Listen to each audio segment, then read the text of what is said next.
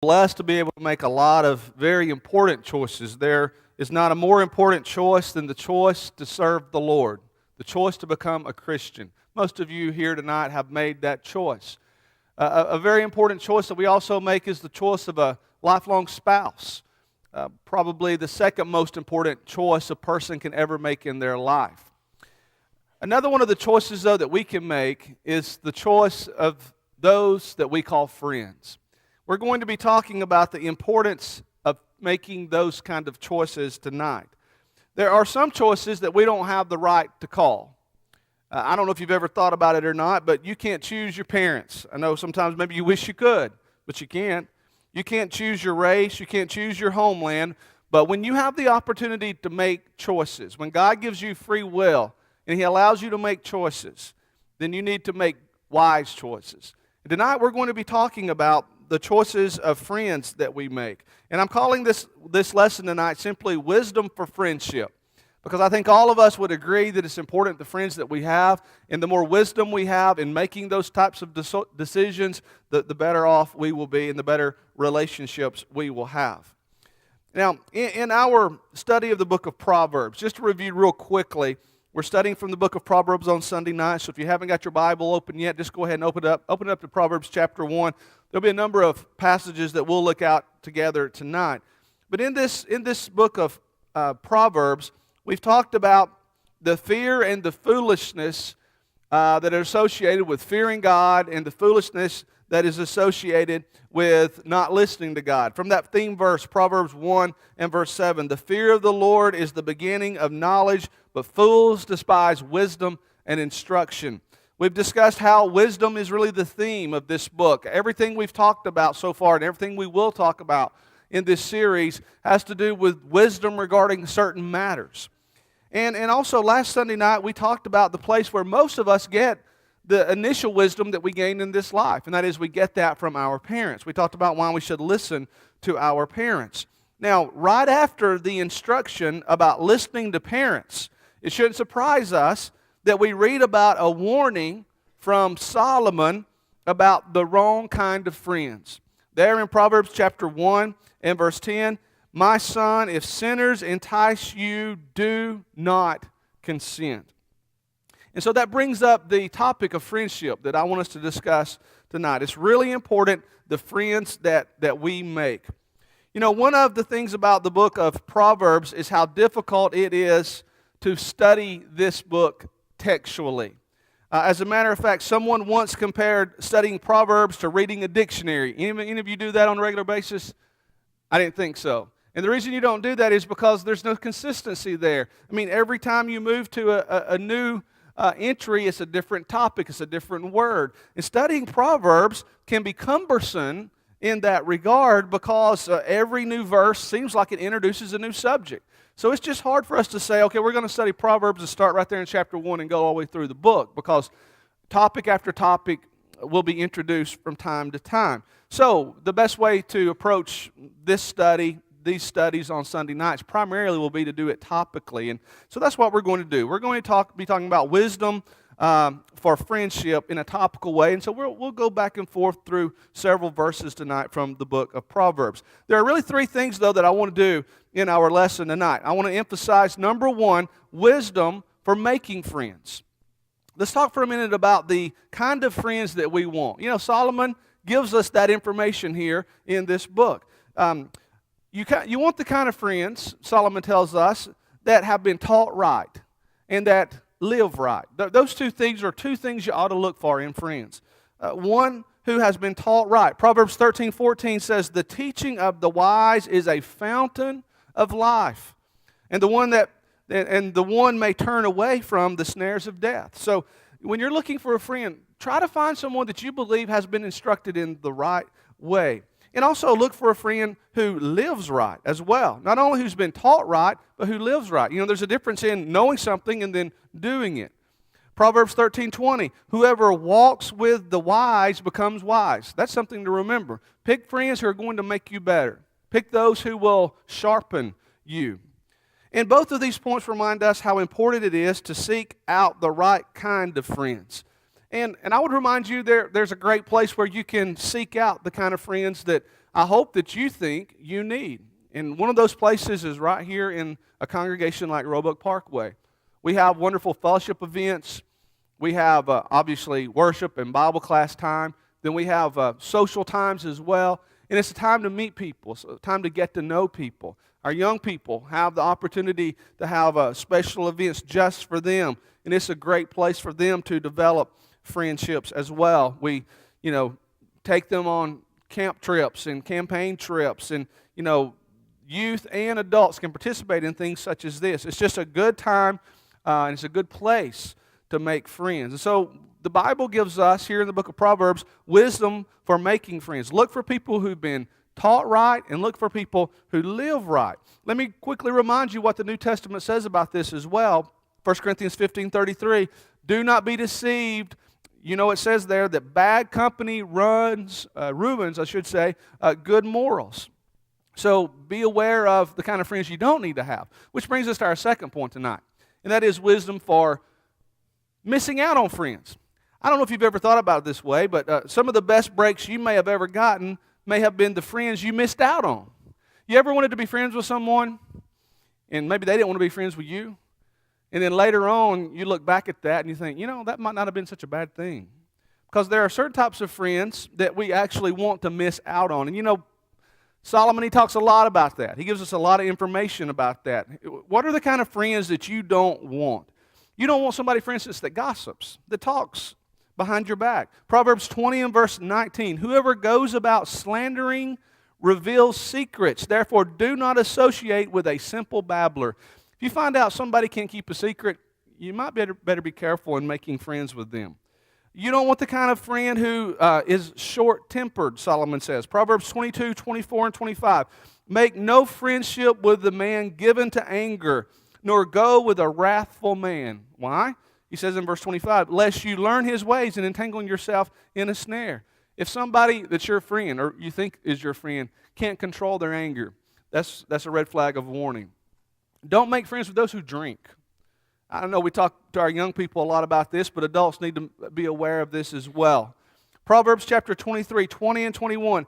Be not among drunkards and among gluttonous eaters of meat, for the drunkard and the glutton will come to poverty, and slumber will clothe them with rags. And you know that Solomon has quite a bit to say about the problem of drinking.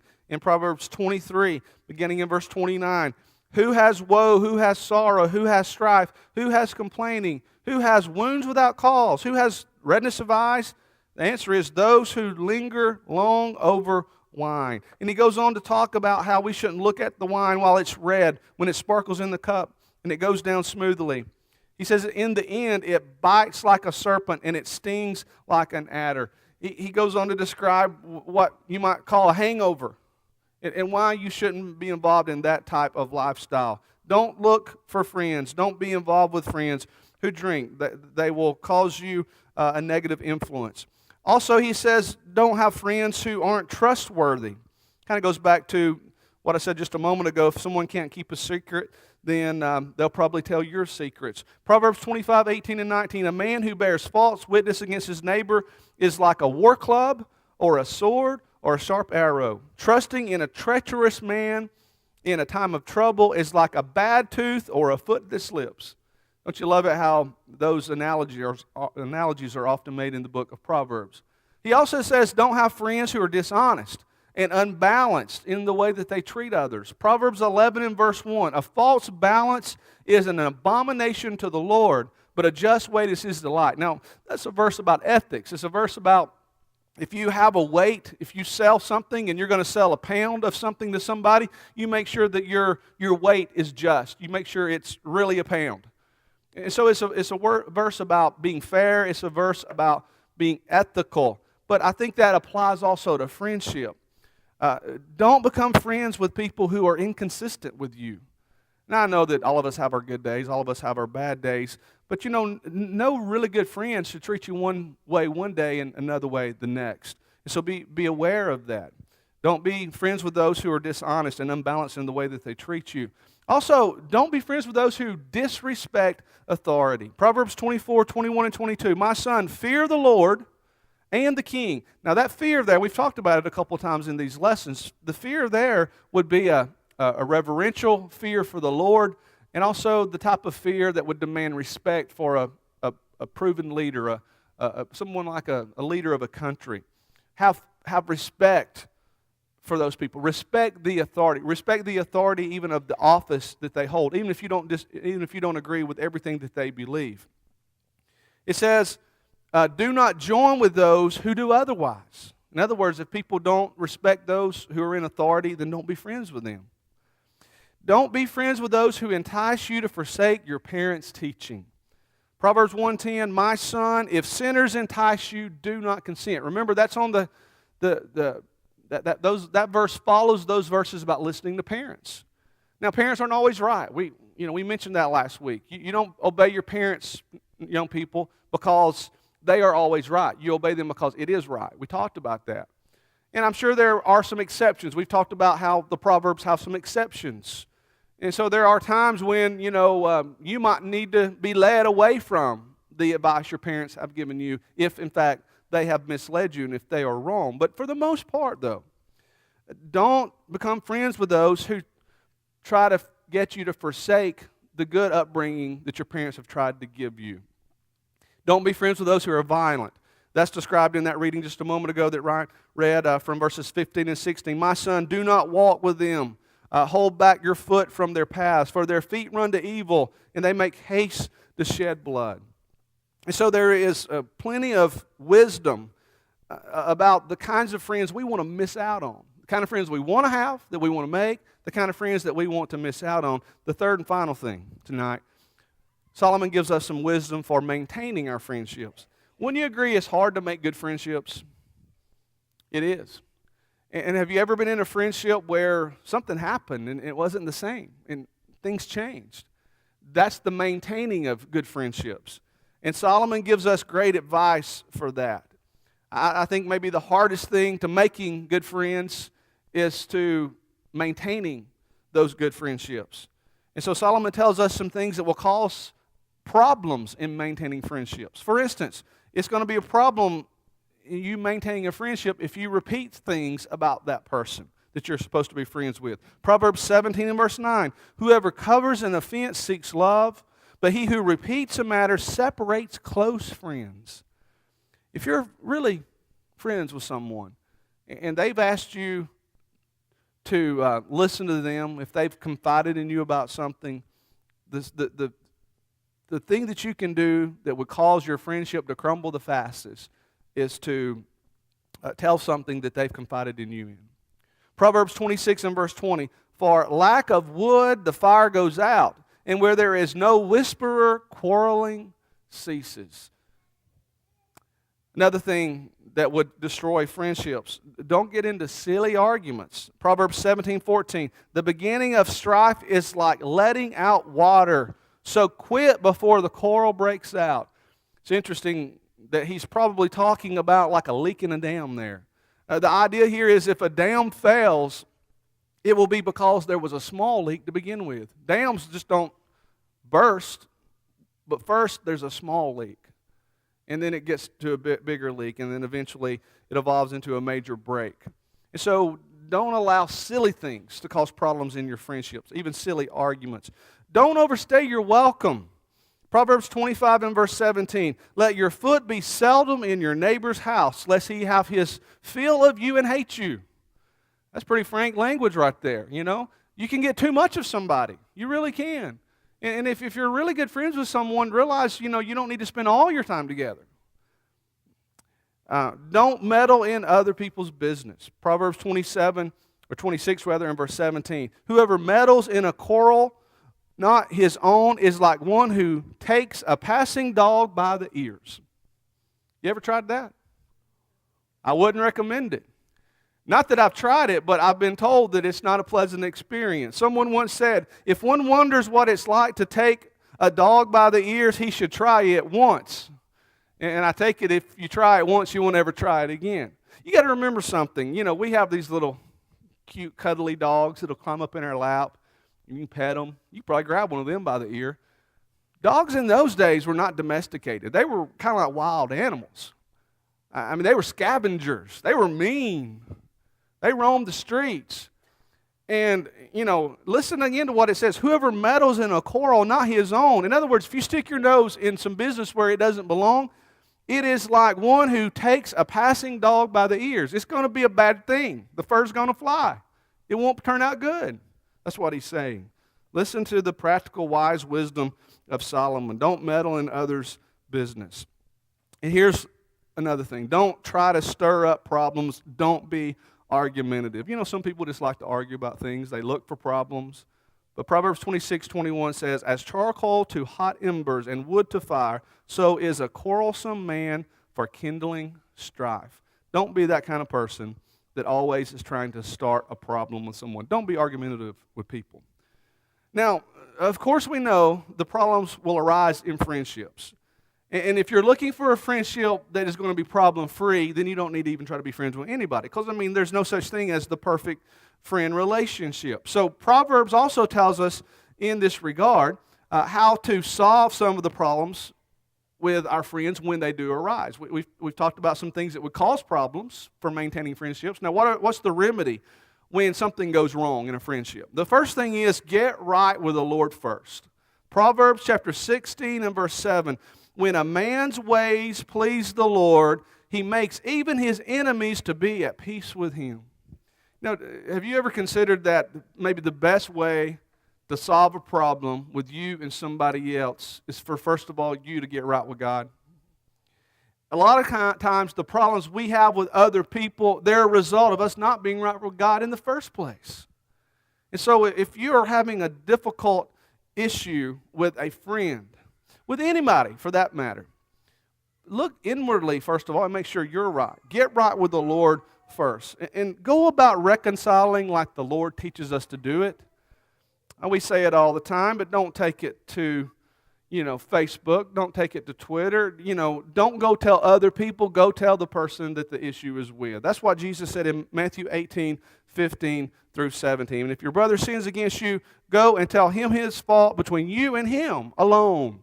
And if he listens, you've gained your brother. If he does not listen, take one or two others along with you, that every charge may be established in the evidence of 2 or 3 witnesses. If he refuses to listen to them, then tell it to the church. Then the Lord says you can tell other people. But don't go and try to tell the things that are a problem in your relationship with others before you talk to the person with whom you've got the problem. Another thing, if you want to fix a problem, be slow to anger. Proverbs 15 and verse 18. A hot-tempered man stirs up strife, but he who is slow to anger quiets contention. Don't get real upset with your friends, even when there is a problem that exists. Be slow to respond. Proverbs 18 and verse 13. If one gives an answer before he hears, it is his folly and shame. In other words, be quick to listen. James talks about this, James 1:19. Know this, my beloved brothers, let every one person be quick to hear, slow to speak, and slow to anger. Be slow to respond to problems in relationships. Think about it. Maybe sleep on it. Don't rush into trying to fix it too fast. Don't argue. Don't be argumentative. We've already talked about this. Proverbs 20 and verse 3. It's an honor for a man to keep aloof from strife, but every fool will be quarreling. Speak gently when there's a problem. Proverbs 15 and verse 1. A soft answer turns away wrath. Probably one of the most quoted verses in the book of Proverbs. And it's quoted a lot for a reason. It works. A soft answer turns away wrath, but a harsh word stirs up anger. If you've got a problem with someone and you really want to fix it, don't go into it with both guns a-blazing. Speak softly. Speak briefly. Proverbs 10 and verse 19. When words are many, transgression is not lacking, but whoever restrains his lips is prudent. Sometimes the more you say, the deeper the hole you dig. You ever felt that way? Solomon warns us about that. Speak briefly. And then show love. Proverbs 10 and verse 12. Hatred stirs up strife, but love covers all offenses. If you really are a person who shows the love of God in your life, that friend will understand that, and that will help you overcome the issue that is at hand. And then if you have to, I left this one for last, if you have to, rebuke a friend. Proverbs 28 and verse 23. Whoever rebukes a man will afterward find more favor than he who flatters with his own tongue. So sometimes rebuke is necessary, and we're reminded of that even in the New Testament when it comes to our preaching. You know that a number of years ago, a man by the name of Dale Carnegie wrote that book called How to Win Friends and Influence People. Imagine a lot of people in this room have read it. It was published in 1936. It sold 15 million copies. Sounds like a lot, doesn't it? There are a lot more Bibles that have been circulated in the world than that. And I would suggest to you that Solomon in the book of Proverbs really got a few thousand years head start on Dale Carnegie. I mean, if you really want to know how to win friends and influence people, read the book of Proverbs. Study the topic of friendship. You have to do it topically, kind of like we've done tonight. And it really will impress you with the practical wisdom in making friends, missing out on the kind of friends you don't need, and then maintaining the friendships that you really do want to maintain. Jesus said, "You are my friends if you do what I have commanded you to do." And that's a great way for us to end this lesson tonight. Be a friend to the one who gave his life for you. The best friend you can ever have is Jesus the Lord. James 2 and verse 23 says that Abraham believed in God, and it was counted to him as righteousness, and he was called the friend of God. It all begins with your faith. And that verse, incidentally, in James chapter 2, in that context, it's not about just believing in God. It's about doing what God says to do. Abraham did what God said to do. And when you do what God says to do, he calls you his friend. Be God's friend tonight. Be the Lord's friend tonight. Obey his gospel if you haven't become a Christian. Put him on in baptism. Be added to his body. And continue to serve him on a daily basis. Be faithful to death. And you'll be given the crown of life. Revelation chapter 2 and verse 10. And then when you stand before God, he'll recognize you. He'll recognize you as his friend, as one who has done what he told you to do. If you haven't done that, if you haven't become a Christian, or if you haven't been living like the Lord wants you to live, and you're not his friend, and you want to come and rectify that, if you want to come and repent, not being a friend of the Lord's and his body, the church, why don't you come right now? Together we stand and as we sing.